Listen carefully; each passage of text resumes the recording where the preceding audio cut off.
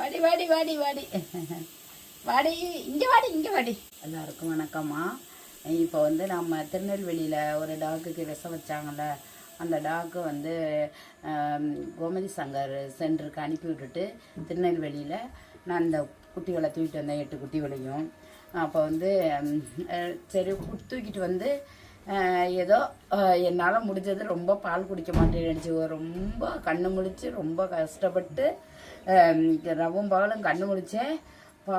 பால் பொட்டியில் கூட ஒழுங்காக குடிக்காதுங்க, ஒன்றுமே செய்யாதுங்க. அவ்வளோ கஷ்டம், அவ்வளோ கஷ்டத்தில் இப்போ வந்து என்ன செஞ்சுருக்கேன்னாக்கா காப்பாற்றி இப்போ தான் பால் குடிக்குது. பால் தட்டில் வச்சா கொஞ்சம் கொஞ்சம் நக்குதுங்க, ஆனால் பொட்டி பாலில் குடிக்கவே மாட்டேங்குதுங்க.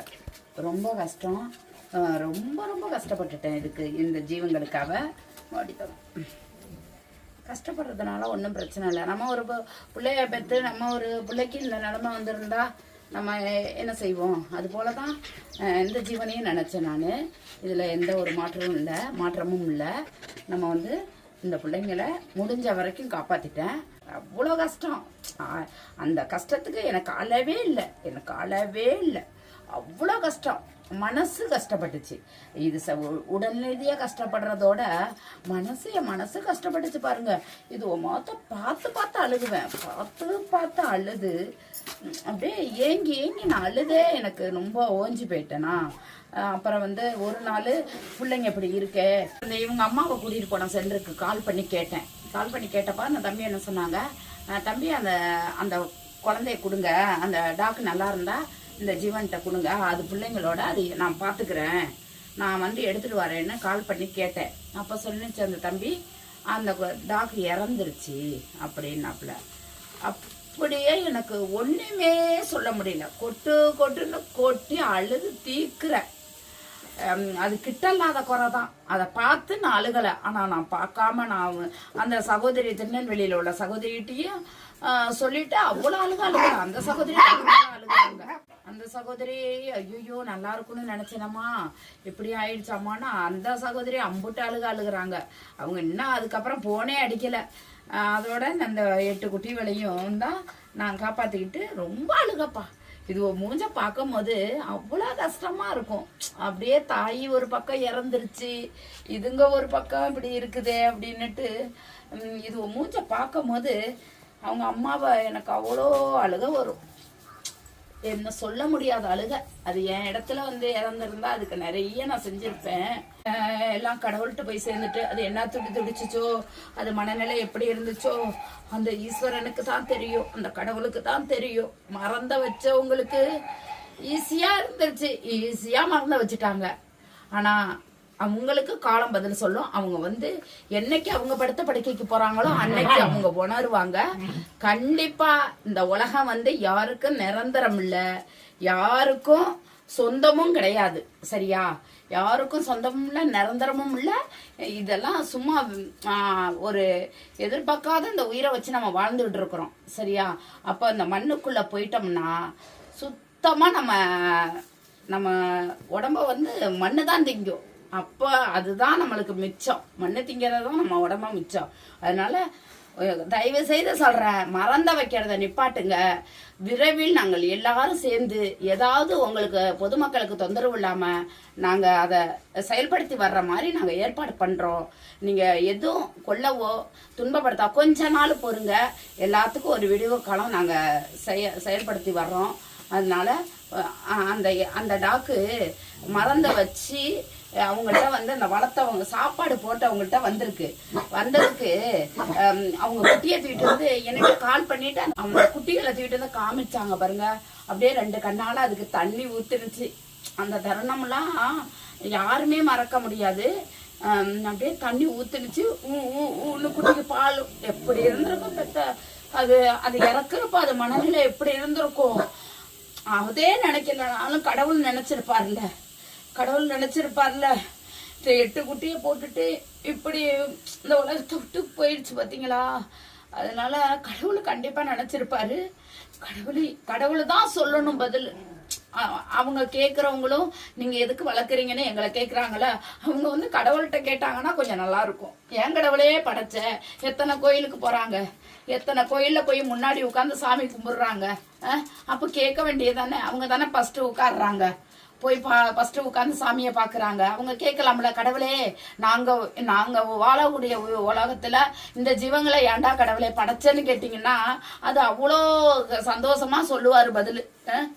எங்களுக்கு அவ்வளோ கஷ்டமாக இருக்குது தெரியுமா, நீங்கள் வாடி ஈஸியாக மறந்து வச்சிடுறீங்க, அடித்து கொள்றீங்க. எங்களை மாதிரி உள்ள நல்ல உள்ளவங்கெல்லாம் அழுகுறாங்க, தவிக்கிறாங்க, ரொம்ப பாதிக்கப்படுறாங்க மனசளவில். அப்படியே சில பேர்லாம் அப்படியே பைத்தியமாக ரோட்டில் நிற்பாங்க. ஐயோ என்னம்மா செய்யறது, எனக்கு கஷ்டமாக இருக்குன்னு. அந்த மாதிரி ஜீவங்களுக்கெல்லாம், அந்த மாதிரி மனிதர்களுக்கெல்லாம் என்னைக்கு விடிவு காலம் பிறக்கும், அந்த மனிதர்களுக்கெல்லாம் என்னைக்கு சப்போர்ட்டு கிடைக்கும் அப்படின்னு நாங்கள் என்னைக்குன்னு தெரியல. அது கண்டிப்பாக அந்த பைரவர் சக்தியில தான் இருக்குது, அந்த சிவபெருமானுடைய சக்தியில தான் இருக்குது. அது கண்டிப்பாக ஒரு நாளைக்கு நல்லபடியாக நம்ம எல்லாரும் நல்லா இருப்போம். இதை பிடிச்சவங்களும் நல்லா இருப்போம், இதை பிடிக்காதவங்களும் நல்லா இருப்போம். நாங்கள் வளர்க்குறதுக்கு நீங்கள் யாரும் தவறாக எடுத்துக்காதீங்க. எல்லாமே நல்லதுக்கு தான் நாங்கள் எல்லாரும் உருவாக்கிக்கிட்டு இருக்கோம். அதனால் இதை வளர்க்குறதுனால நீங்கள் ஒன்றும் வருத்தப்படாதீங்க. தயவுசெய்து உங்களை அப்படி தான் நாங்கள் கேட்கணும், கெஞ்சி வருத்தப்படாதீங்க. நாங்கள் எல்லாத்துக்கும் ஒரு முடிவு, இந்த ஜீவனை பராமரித்து இதை ஒரு கட்டுக்கோப்பாக கொண்டு வந்து இந்த உலகத்தில் நம்ம நாட்டில் அதை சீர்திருத்தம் பண்ணி எல்லாமே ஓரம் கட்டி ஒதுங்க கட்டி உங்களுக்கு தொந்தரவு இல்லாமல் நாங்கள் பயனுள்ளதாக இருக்கிறோம். அதனால் நீங்கள் எதுவும் பிடிச்சவங்க பிடிக்காதவங்களாம் கொடுமைப்படுத்தாதீங்க. எங்கள் மேலே கோபத்தை வச்சு அதை கொடுமைப்படுத்தாதீங்க, அது ரொம்ப கஷ்டம். அன்னைக்கு நம்ம இந்த வீரம், இந்த இந்த மாதிரி தெம்பு தைரியம், வீரம், ஒரு கோபம், இதெல்லாம் கொஞ்ச நாளைக்கு தான் நமக்கு இருக்கும். ஆடி அடங்கிட்டோம்னா நமக்கு ரொம்ப உணர்வோம். அப்போ உணர்ந்து பிரயோஜனமே இல்லை. இப்பயே உணர்ந்து செயல்படுத்தி வாங்க, நல்லதே நடக்கும், நல்லாவே இருக்கலாம். நம்ம அவங்கவுங்களுடைய வாரிசு வம்சம், நம்ம என்ன இறந்துருவோம். நம்ம வாரிசு வம்சத்தை பற்றி ஒரு நிமிஷம் நினச்சி பாருங்க. நம்ம பேரன் பேத்தி, நம்ம உறவுகள் 7 தலைமுறை எப்படியெல்லாம் இருக்கணும்னு கொஞ்சம் யோசிச்சு பாருங்க. தயவுசெய்து இந்த குழந்தைகளை 8 குழந்தைகளை வளர்க்குறப்ப தான் எனக்கு தெரிஞ்சிச்சு அந்த தாய் எப்படி இறந்துருக்கும், அந்த தாய் எப்படி என்ன மனநிலையில் இருந்திருக்குன்னு நான் ரொம்ப வருத்தப்பட்டேன். அதனால எல்லா மக்களும் நல்ல விதமாக எண்ணங்களோட, ஒன்றும் பிரச்சனை இல்லை, நாங்களும் ரொம்ப வருஷம் வாழ போகிறதில்ல. இந்த உலகத்தில் எந்த மனிதனும் உலகத்தில் நிரந்தரமாக வாழ போகிறது கிடையாது. அதனால கொஞ்சம் கொஞ்சம் கோபத்தை குறைச்சி எங்கள் மேலே வேணாலும் கோவப்படுங்க, இந்த ஜீவங்கள் மேலே கோவப்பட வேணாம். நீங்கள் உங்களுக்கும் உரிமை இருக்குது. உங்களுக்கும் இந்த ஜீவங்களை ஒரு பாசமாகவோ நீங்கள் ஒன்று தூக்கி வளர்த்து என்ன மாதிரி நீங்கள் பராமரிக்க வேணாம். நீங்கள் பாட்டுக்கு நீங்கள் இருங்க. அதையே நோட் பண்ணுங்க, அதனால் பிரச்சனை வருது. அதை நோட் பண்ணாமல் நீங்கள் பாட்டுக்கு நம்ம வேலையை பார்த்தோம்னா நம்மளுக்கு யாரை பற்றி நம்ம யோசிக்க வேண்டியதில்லை. நம்ம வேலை நம்ம குடும்பம்னு பார்த்தாலே நமக்கு போதும். அதனால தயவுசெய்து இந்த 8 பிள்ளைகளை நான் வளர்க்குறப்போ அவ்வளோ கஷ்டப்படுறேன். இந்த ரூமில் தான், சாமி ரூமில் தான் வச்சுருந்தேன். லைட்டு குண்டு பல்ப்பு வாங்கி போட்டு வைக்க சொன்னாங்க. அதேமாரி குண்டு பல்ப்பு 2 பல்ப்பு வாங்கி போட்டு அந்த அட்டை பாக்ஸுக்குள்ளேயே மெத்தன்னு வச்சு இப்படி தான் லைட்டு சாமி. பாருங்க எவ்வளோ சந்தோஷமா இருக்கு பாருங்க. அவனை போய் மல்லு கட்டுறான் பாருங்க, அவனும் கொடுக்குறான் பாரு கடிக்காம. அந்த ஒரு நேரங்கள்லாம் பார்த்தீங்கன்னா எங்களாலேயே தாங்க முடியாது. நான் தனியாக தான் உட்காந்து அழுதுட்டு இருப்பேன். இதுக்கு பால் பொட்டி பால் போடுறப்பையோ, தயிர் ஊட்டுறப்பையோ, மருந்து கொடுக்குறப்ப. இதுக்கு வந்து பப்பி டிப்பையும் போட்டுட்டோம். 2-3 நாளாக ஆகுது பப்பி டிப்பி போட்டு வந்துட்டோம். ஏம்மா பப்பி டிப்பி போட்டோம், முன்னாடி பப்பி டிப்பி போட்டு வந்துட்டோம். அதனால் நாங்கள் இப்படியெல்லாம் இருக்குது. அதனால் இந்த 8 குட்டி தாய் என்ன நிலைமையில உயிர் போடுச்சோ, எந்த கடவுளா எந்த உயிரினமாக இருந்தாலும் அதுக்கு ஒரு ஃபீலிங் இருக்கும், அதுக்கு ஒரு கவலைகள் இருக்கும், அதுக்கு ஒரு மனநிலை இருக்கும். அதெல்லாம் மாறினாதான் வெறி பிடிக்கும். சரியா? அதெல்லாம் இல்லாமல் பசி, தண்ணி தாகம் இதெல்லாம் இருந்தாதான் அது நல்லா இருக்கும். அதனால எல்லாரும் கொஞ்சம் தண்ணி வைங்க. நான் என்ன செய்வேன்னுமே, கட்டப்பையில் பிஸ்கட் எடுத்துக்குவேன், டப்பா எடுத்துக்குவேன், வாட்டர் கேன் ஒரு 2-3 வாட்டர் கேன் எடுத்துக்குவேன். நான் நடந்து போகிறப்ப வச்சுட்டு போயிடுவேன். நம்ம ஆட்டோ கிடையாது, நம்ம சொந்த காரு கிடையாது, ஆட்டோ கிடையாது. நம்ம நிப்பாட்டுங்கண்ணே, இந்த அதுக்கு தண்ணி ஊற்றிட்டு வரேன், நிப்பாட்டுங்க தம்பி, என் காராக இருந்தால் என் வண்டியாக இருந்தால் நிப்பாட்டுங்க, நான் தண்ணி ஊற்றிட்டு வரேன், சாப்பாடு வச்சுட்டு வரேன்னு நான் உரிமையோட பேசுவேன். நான் அடுத்த வீட்டுக்கு வாடகைக்கு போகிறேன், அதனால நான் எதுவும் பேச முடியாது. எங்காச்சும் என் கண் பார்வையில் இருந்தால் நடந்து போகிறப்ப போனேன்னா கண்டிப்பாக வைப்பேன். நீங்களும் அதேமாரி வைங்க. உங்கள் ரொம்ப தாழ்மையோட கேட்குறேன், கொஞ்சம் தண்ணி வைங்க, தாகத்துக்கு தண்ணி வைங்க. அவாவாவான்னு ஓடும். அப்போ தான் அதை பார்த்தா உங்களுக்கு வெறி வெறி வெறி வெறிம்பிங்க.